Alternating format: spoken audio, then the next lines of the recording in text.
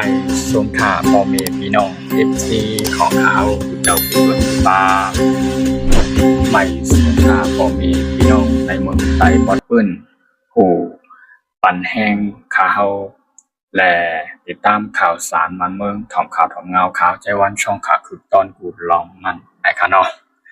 ในวันนี้ก็แมนมาในวันที่30เดือนธันวาคม2026นั่นนะคะเนาะแมนอยู่ในวันพัดนะคะเนาะข่าวใจวันช่องข่าวคือตอนกูลองนั่นนะคะเนาะและเอาหูคอข่าวเงาคือตอนยามตันนั่นนะคะเนาะไรมาต่อตายเปิ้นผ่าปันพ่อแม่พี่น้องเขากูเจ้ากูตนกูป้าหนังหือพ่อที่ไรติดตามข่าวสารวันเมืองเขาคือตอนยามตันนั่นนะคะเนาะอันนั้นก็เป็นรวยรองหัวข้อข่าวนะคะเนาะทั้งเมืองโกเรียเหนือนะคะเนาะที่ห้องว่ามีผู้นำประธานาธิบดีมันก็ผู้นำชื่อห้องว่าคิมจองอึนนะคะเนาะนั่นก็มีน้องสาวมันใจนั่นก็ห้องว่าคิมโยจองนะครับเนาะคิมโยจองน่ะเป็นน้องสาวของคิมจองอึนนะครับผู้นำในเมืองโกเรียเหนือนะครับเนาะเลยมีการมาลาดโดยลองเกี่ยวกับเลยลองอาวุธนิวเคลียร์นะครับเนาะนั่นหรือเสนาแห่งการกำนายมีดังภายในอาเซียนนะครับเนาะในอาเซียนเนี่ยเลยมีการปลูกโอ้แหละปางกลุ่มกัน27นะครับ27หรือ20เข้ามาใน28มื้อในเดือนนะครับเนาะวันที่27 28ในเดือนที่ผ่านมาในไล่ที่มีอาเซียนภายในจุ่มอาเซียนเมืองในไล่อ่อนกันกว่าคืนปางกลุ่มอุปโอกันไกลดีทางเมืองฟิลิปปินส์นะครับเนาะเมืองฟิลิปปินส์เนี่ยเป็นที่ไปรับขามและจัดปล่อยนะครับเนาะในอาเซียนนะครับในอาเซียนหลายๆทุกเมืองในอาเซียนเนี่ยแล้วก็ปางกลุ่มอุปโอกันนั่นนะครับเนาะเฮ็ดให้เลยมีการอุปโอและยุกยองยกลาดขึ้นมาลวยลองความอันห้องว่าในฝั่งอาเซียนในที่โดยลองนิวเคลียร์น่ะคายมันมีนะครับเนาะกำนายภายทั้งอาเซียนตั้งหลายที่กับโอ้กันนั่นในปางกลุ่มกันนั่นไล่ลาดขึ้นมาว่าลวยลองนิวเคลียร์น่ะคายมันมีภายมันหลอดโดยลองนิวเคลียร์ในฝั่งอาเซียนของเมืองอาเซียนเฮากูเมืองไหนนะครับไล่ลาดถึงโดยลองจื้อนะครับเนาะกำนายนำไล่ลาดถึงโดยลองจื้อได้เหมือนจึงหนังว่าภายดังเมืองจาบานนั่นก็เมืองเกาหลีใต้นะครับเนาะเป็นห้องว่ากูเรียใต้นะครับเนาะนั้นก็ในชาติฝั่งตะวันตกนะครับเนาะในโซนยุโรปนั้นก็ฝั่งทางอเมริกันนะครับเนาะไล่มาลาดอยู่ไล่มาลาดไล่มาพังถึงอยู่ในกูวันป่วนมาได้นะครับเนาะเพราะว่ามีลาดโดยลองนิวเคลียร์ได้มีอยู่แต่3เมืองกุ้ยนะครับจาปานเฮกุริยาไตนั้นก็ดังอเมริกันนะครับเนาะได้มาลัดบนห้องว่าอุปโภลัดโดยลองนิวเคลียร์เนี่ยก็ไขปันเฮ็ดไขปลดปล่อยแปดนะครับเนาะกำไนภายทางอาเซียนนั่นเลยมาออนการอุปโภปางกลุ่มกันที่ในเมืองฟิลิปปินส์ในเห็มกาไหลมายุคหัวคอเกี่ยวกับไปลองไหลมายุคหัวคอเกี่ยวกับไปลองอาวุธนิวเคลียร์ไหนขึ้นมานะครับเนาะพอยุคเลยลองอาวุธนิวเคลียร์ในขึ้นมานะครับกำไนภายตั้งโกเรียเหนือในก่อนไหลมามีการเปิดห้องว่าป้อไข่ป้อใจปิ้งป้อใจในการเนาะเที่ยงเลยมาลาดโดยลองจึงไหนภายในอาเซียนในภายตั้งเมืองอาเซียนในเมืองเมืองที่มาลาดโดยลองนิวเคลียร์ในก็แต่ว่าอาเซียนเมืองหลายเมืองนึงก็การไหนตั้งหมดอาเซียนเนี่ยมาลาดโดยลองนิวเคลียร์ของเมืองเกาหลีเหนือเฮาไหนไล่นะครับเนาะภายตั้งผู้นำนั้นก็น้องสาวของคิมจองอึนชื่อห้องว่านางมันนางห้องชื่อว่าคิมยูจองไหนไล่มาลาดโดยลองปันพังถึงในอาเซียนว่าป้อใจที่มันลาดโดยลองนิวเคลียร์น่ะ อาเซียนสู่ใครมีก็มีสู่ใครเฮ็ดก็เฮ็ดแหละรวยลองนิวเคลียร์น่ะอย่าไปมาเกาอย่าไปมายุ่งก็เปิดลองนิวเคลียร์น่ะเฮียงที่มาเอาข้อกว่ามาในคืนมารัดในอาเซียนเฮียงในรัฐจึงนั่นน่ะสู่นับถือนับถือหันจ้อมโดยลองเปิ้นฮ้องว่าปักเปิงในรัฐธรรมนูญในการรัฐปักเปิงในรัฐธรรมนูญน่ะมันจึงว่าขอเปิงปรุงแต่งปักเปิงกฎหมายเปิ้นฮ้องว่าปักเปิงบ้านเมืองเขานำกันเนาะอ่านเป็นโดยลองอาวุธนิวเคลียร์น่ะผู้เมืองก็ฮู้อยู่ว่าโคเรียเหนือเฮาน่ะบ่มีอาวุธนิวเคลียร์มีหลังหนักโตน่ะเมืองเฮาได้อยู่รอดในถึงวันมื้อเดียวน่ะ ก็เลยลองอาวุธนิวเคลียร์ในโกเรียเหนือไว้ลองอันใหญ่แลเป็นอันนำร่องอันใหญ่ที่สุดในเมืองโกเรียเหนือก็ในเสียแลภายตั้งในจุมอาเซียนกูเมืองอันไรกาอุปางกลุ่มกันที่เมืองฟิลิปปินส์นั่นไรม่านลัดถึงเลยลองว่านิวเคลียร์น่ะใครมันมีให้มันรอดเพรอดลานตอนตาในอาเซียนพอจึงนั้น คุณผู้นำในเมืองโกเรียเหนือนั่นก็น้องสาวมันใจชื่อห้องว่าคิมยูจองนั่นมาตอบลาดกำเดียวนะครับตอบลาดกำเดียวสนใจหน้าไหนว่าอาวุธนิวเคลียร์เนี่ยชูอย่าไปมายุ่งนะครับเนาะอาวุธนิวเคลียร์เนี่ยเฮาเฮ็ดเฮาสร้างมาแต่เมื่อไหร่อย่าว่าสูดีใครเฮาปลดปล่อยเลยลองอาวุธนิวเคลียร์น่ะบ่สูมาลาดโดยลองจังไหนสู่ใครเป็นผู้เข็มเฮาห้าบ่สู่อำยืมก็จามตัวย cô Lia nữa họ này ẩm lạt liền hải tệ cô Lia nữa là thì hải tệ cả na hải tệ ẩm lạt liền ป้อมยืมก็จ้ามด้วยว่าหนังนะครับเนาะเกี่ยวกับโดยรองตั้ง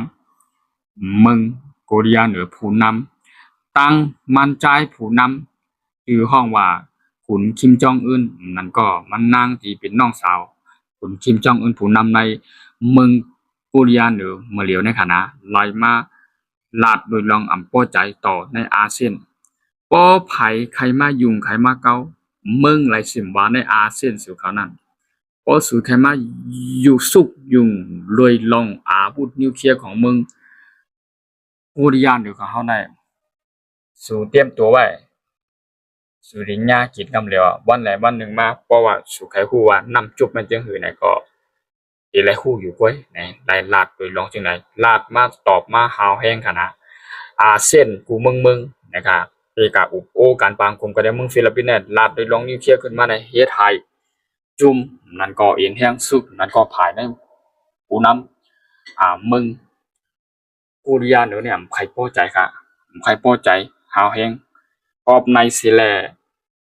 เขาก็เลยมาลาดว่าสู่ก็ฮู้อยู่ในจุ่มอาเซียนสู่ไหนสู่อัมมีเหเมืองแน่นอนอัมมีเหเมืองอันดีมาลาดด้วยลองนิวเคลียร์ให้เฮาปลดปล่อยด้วยลองนิวเคลียร์ให้เฮาเฮ็ดให้เฮาหยุดเฮ็ดน่ะมีอยู่ที่หลายเมืองเว้ย1ญี่ปุ่น2เมืองโกเรียใต้3อเมริกันกันได้เว้ยแล้วก็เมืองอาเซียน2สู่กูเมืองน่ะสู่หามาเกี่ยวข้องอีหยังล่ะสู่หำใครมายุ่งแห่งล่ะมาสุกมาเก้าแห่งล่ะโดยลองนิวเคลียร์อาวุธนิวเคลียร์ของเมืองเฮาน่ะเฮาเฮ็ดขึ้นมาก็ตอนตาเมืองเฮาเฮ็ดขึ้นมาก็ตอนตาเฮกังโดยลองเมืองเฮากูวันๆในสู่ก็ฮู้อยู่เฮาไว้โดยลองอาวุธนิวเคลียร์ของเมืองเฮาเนี่ยเป็นใหญ่ที่สุดเป็นอันดับรองที่สุดอยู่ๆสุดีมาว่าให้เฮาปลดอาวุธนิวเคลียร์ให้เฮาเฮ็ดจึงนั้นน่ะอำลายสู่ใครมีปัญหากันจ้องเฮาหาโอ้สู่ใครเป็นผู้เขียมเฮาก็ไล่ไว้อาเซียนที่จัดการปันวันได้กำเดียวหันนะคุณคิมจองอึนมันก็น้องสาวมันใจห้องว่าคิมยูจองได้ก็ไล่ลัดถึงโดยลองในนิวเคลียร์อำป้อใจอย่าย้อนอย่าที่เขามายุ่งว่ากำสือกำเดียวกันเลยลองอาวุธนิวเคลียร์น่ะเมืองโกเรียเหนือน่ะเมื่ออ่อนตั้งเนี่ยเมื่อไปมีอาวุธนิวเคลียร์ไปเลยสร้างเฮ็ดขึ้นมาน่ะเป็นเมืองที่อันไผๆก็ใครเข้ากะสุกยุงเก่าป้าตั้งอเมริกันจะได้ขนาดเรียนใครกะสุกยุงกะเก่าเฮ็ดให้ถึงวันหนึ่งมาน่ะโกเรียเหนืออะไรมีการสร้างเฮ็ดอาวุธนิวเคลียร์ขึ้นมาหลายน่ะมีไผหัดเก่าหัดหลอดตึกหัดยาก็ในสิแลอาวุธนิวเคลียร์ที่ว่านั้นในเมืองโกเรียเหนือเลยไว้เป็นอันนำรองอันรองใหญ่ตอนตาเป็นอาวุธหลักๆอันไปแกดขี่หวานเมืองเฮกังนั่นของห้องว่า อาวุธนิวเคลียร์วายสีไลปางและยินเกี่ยวกับไปลองคอข่าวที่ในปางกลุ่มที่วันที่27-28ในเดือนธันวาคมปีป่นมาในเหมกำในวายสีนั้นมาหามตีมาลัดโดยทองว่าหนังฮือตีอยู่ตีว่าให้เฮาว่างกว่าแน่ไว้เฮาว่างให้เฮาปล่อยมือกว่าอย่าไปเฮาเฮ็ดเฮาสร้างเนี่ยพอเฮามายินว่าภายในอาเซียนลาดโดยลองนิวเคลียร์ของเมืองเฮาเนี่ยเฮานึงแค่นี้เฮ็ดให้มันแก่เลยให้มันรุ่งเรืองให้มันแก่ที่สุดนะให้มันรุ่งเรืองให้มันดีกว่าที่สุดที่เฮายามเฮ็ดมาไหนขุนผู้นำเมืองโกเรียหรือในคณะขุนคิมจองอึนนำก็น้องสาวมันใจก็ห้องว่าคิมยูจองได้ก็ลาดเหมือนกันตั้งมีใจมันนังนะครับเนาะมึงกูเรียเหนือไหนเหมือนตั้งก่อนไล่มาลาดกว่าแทงกำนังเย้าไผก็เย้าอย่าไปใครมายุ่งโดยลองนิวเคลียร์มึงไหลก็เย้าป้อมจ้าเต้อำชีชาเต้อำไห้เต้อำใครเป็นผู้เขียนมาเต้อย่าไปเข้ามาเกากำในผายดังอาเซียนสิเมืองไหนอยู่ริมฮาลีก็แน่ทำใครเกาทำใครกันลาดโดยลองอาวุธนิวเคลียร์ของเมืองกูเรียเหนือมันหือใจเย้าเมืองกูเรียเหนือเนี่ยพวกใครมีไผใครเกาใครฮัดขนาดอยู่ในอาเซียนในนิวเคลียร์ก็มีเหเมืองคารูนิวเคลียร์น่ะมีแต่ว่าเป็นอาวุธนิวเคลียร์ค่ะล่ะเป็นลักนักป้องกันขีปนาวุธอันยื้อไรโหเฮงลักโหปากลักโหเฮงลักไม้ทะเลมันเตียนยื้อไรไก่นั้นก็ภายตั้งเคอวินภายตึกในกลางหาวว่า F15 F35 เท่านั้น F22 เท่านั้นมีก็ F15 F16 อ่า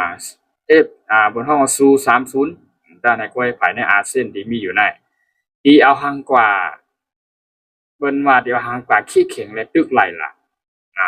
โกเรียเหนือน่ะเป็นเมืองที่อันรุ่งแรงในการเฮ็ดอาวุธหลักหนักกองกลางภูมิวปาดังอาวุธนิวเคลียร์น่ะอันใหญ่เลยหาวแห้งอันรุ่งแรงเดอสิเนี่ยก็ทำเป็นโอ้ยยีตั้งเมืองรัสเซียตั้งอิหร่านแห้งง่ายๆค่ะนะโดยลองดังเมืองผู้นำเห็นแห้งเจ้าคือเขตแห้งนะก็ในสิแลอันอยู่ที่บ้านลาดอยู่ก็ใกล้บ้านลาดอยู่ว่าไฮกูเรียเหนือน่ะ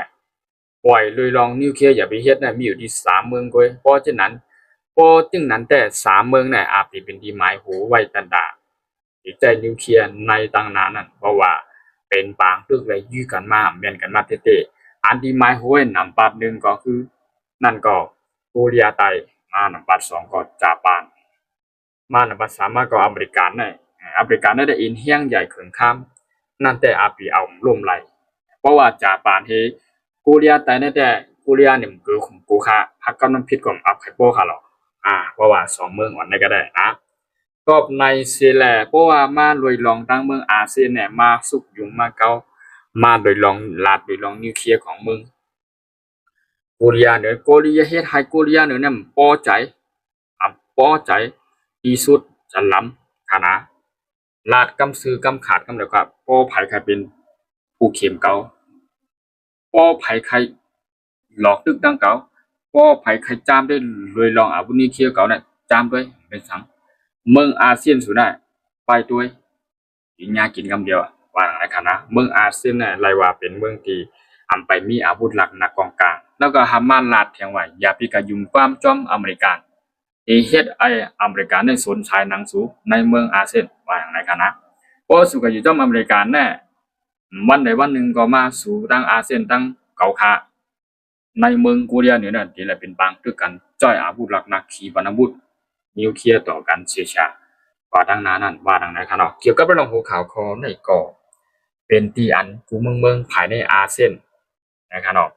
เดี๋ยวสิเนี่ยมันก็ภายในดังชาติตะวันตกกูเมืองที่อันปักตาไปด้วยเกี่ยวกับไปลองอาวุธนิวเคลียร์น่ะที่ป่นมาในก่อนด้วยลองเมืองโกเรียเนี่ยอาวุธนิวเคลียร์แหละในว่าเป็นอันจ้าในรุ่งเรืองอันเขาโกไผอันเขาใครเฮ็ดใครสร้างนะคือเฮ็ดเป็นไรนั่นเขาเฮ็ดให้เขาแป้นี่อยู่นี่นั่นไรว่าเขาก็ให้แก้เขียนคำโกสนใจไผกันนะพวกได้ลองอาวุธนิวเคลียร์น่ะภายดังอาเซียนน่ะไปมีเนี่ยก็ต้องเย็นไว้ก่อนนะครับเนาะเลยลองอาเซียนน่ะ โกเดียเนี่ยในมันลาดโดยลองว่าปิกปากปิกซบชูอย่ามีมาลาดแทงโดยลองอาวุธนิวเคลียร์ให้เก่ากึดให้เก่าหยุดให้เก่าปลดปล่อยน่ะไรพอสุ่มยุ่มชูจ้ามด้วยเป็นผู้เข็มกองเมืองหลายเมืองนั้นกำเดียวว่านังนะคะป้อมยุ่มก็อาวุธนิวเคลียร์น่ะลากนาขีปนมุนในวันนึงน่ะที่ถึงเมืองสู่ตกในอาเซียนสู่เมืองอาเซียนสู่เสียชาว่าดังนั้นนั่นว่านังนะคะเนาะเกี่ยวกับเรื่องภูเขาคอในก่อมันเป็นเงาลายที่อันเมืองหนึ่งและเมืองหนึ่งที่อันโดยลองนิวเคลียร์น่ะเข้ามาเกี่ยวมายุ่งเฮ็ดให้นิวเคลียร์น่ะเป็นที่อันดีกว่าที่มาเฮ็ดให้ลายเป็นปางตึกกันยื้อกันอยู่ในยามพร้อมเหลียวในฮาวายุคปงแตกมันอเมริกาได้อิหร่านน่ะโดยลองนิวเคลียร์มันขนาดเปิงแตกมันน่ะอเมริกาเนี่ยมันใครบันอิหร่านเนี่ยเฮ็ดนิวเคลียร์ขนาดเฮ็ดให้ลายเป็นปางตึกกันสู้ยื้อกันเหลียวน่ะเหมือนดังเมืองอิสราเอลก็เหมือนกันน่ะอิสราเอลได้มีนิวเคลียร์เสียต้านเนี่ยก็อำคายอิหร่านได้มีก็โดยลองเพราะว่าอิหร่านเฮ็ดนิวเคลียร์ขึ้นมาหลายเตรียมหัวปากเตรียมน่ะเมืองอันมันสิยื้อแลอันมันสิยื้อแลนำอันปาดนึงนั่นนั่นก็เมืองอิสราเอลมาก็อเมริกาในขณะอิหร่านเนี่ยก็ในสิละอิหร่านเนี่ยเฮ็ดนิวเคลียร์เนี่ยไปได้ตั้นเตรียมหัวปากเต็มอเมริกาเนี่ยบ่ใครปันเฮ็ดและจัดการไปติ๊กๆโดยลองนิวเคลียร์เนี่ยแหละว่าเป็นอันไผๆก็ว่าเฮ็ดอำไรกำเดียวนิวเคลียร์นะคะแต่ว่ามึงกูเรียนหรือไหนคุณผู้นำประธานาธิบดีห้องว่าคิมจองอึนเนี่ยนั่นก็น้องสาวมันใจห้องว่าคิมยูจองเนี่ยก็ไรว่าเป็นเส้นตั้งแหละเป็นอันตาพึกพ่อนตอนตาที่ฮับเอานาทีปุนพรปีใจก็อันเป็นปีอายมันนางนะครับเนาะคุณคิมจองอึนนั่นในกว่าวันตั้งนานนั่นอาเปปันโดยลองสร้างและมิ่งเข้ามาตัวถึงวันเมืองแต้นไหนคิมยูจองเนี่ยก็ไรว่าเป็นผู้ยิ่งนั้นก็มันนั่งเลยว่าเป็นอันกัดแขนและเป็นห้องว่าอันลงแหลมไผ่ๆเต้นะคะแล้วก็เป็นอันตีฮาวแห้งกูไผ่ขนาดคิมยูจองในขนาดไรว่าเมืองกูเรียหรือในไรว่าเป็นเมืองที่อันอยู่ปักตังและอินเฮียงเขืองข้ามมีอาวุธนิวเคลียร์หลักหนักเต็มตีอำโกไผ่พ่อมโหลดตึกกูเมืองไผ่กะเยาะเพราะว่าใครมาเก้าใครมาสุกยุงนั่นนะคะเนาะ